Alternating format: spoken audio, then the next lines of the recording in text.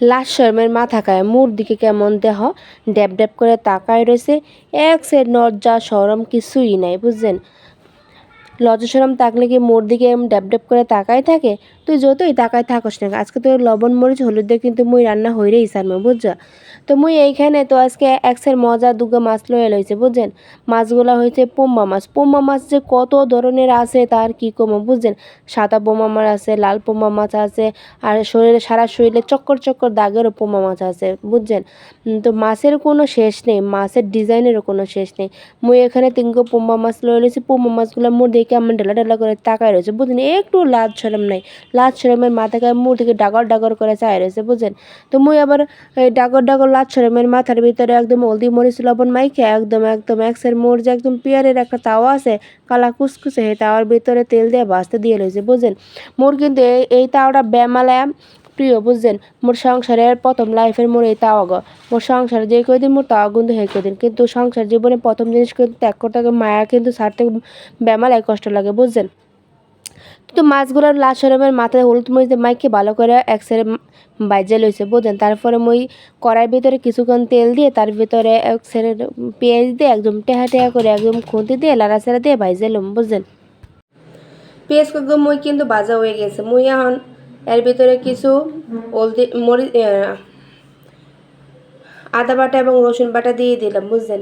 আদা বাটা রসুন বাটা না দিলে আবার তরকারি খান বেশি খান একসাথে মজা হইবে না।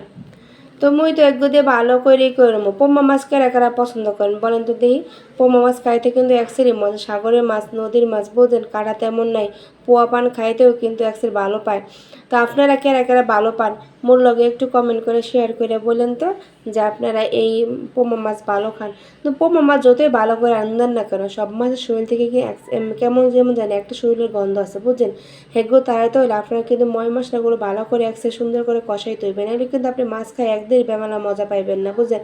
মোরা কমুকি আর দুঃখের কথা, মোগর দুঃখের কোনো শেষ নাই। মুগর রেমালে এমনই ক্ষতি করে গেছে বেমালা ক্ষতি, মোরা হান নিয়মিত ভিডিও দেওয়ারও সময় পাই না বুঝছেন। কোনো মতো রান্দি বাড়ি আর দৌড় কজ্ঞান দিয়ে মগজে ক্ষতি করতেছে হ্যাগুলোকে মোরা একটু চলি ফিরি লই বুঝছেন।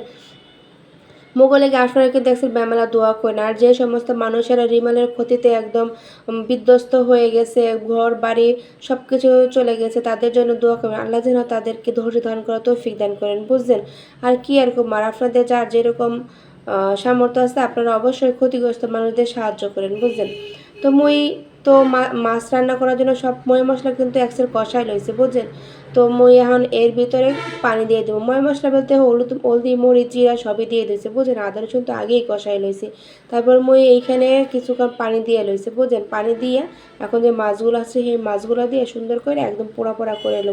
মুই তো এইভাবে রান্না করি। মোর ধারে এই মাছটা কিন্তু পোমা মাছটা কিন্তু নতুন ছিল, গায়ে কিন্তু একদম চকর চকর দাগ ছিল বুঝলেন। আর চোখ ধরে কিছুক্ষণ ঢেলা ঢেলা পিড়িতে কাঠালের আটা লাগলে পরে ছাড়ে না, এরকম করে মনে হয় যে মূল্যকে পিড়িত করবে এমন করে ডাকার ডাকার চোখ করে কিন্তু তাকাইছিল বুঝলেন। মই কিন্তু একসাথে ভয় পাইছিলাম বুঝলেন।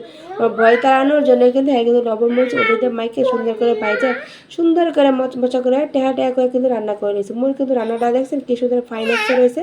আপনারা কিন্তু রান্না করে খাবেন। নজর লাগা ভালো থাকবেন। আসসালামু আলাইকুম।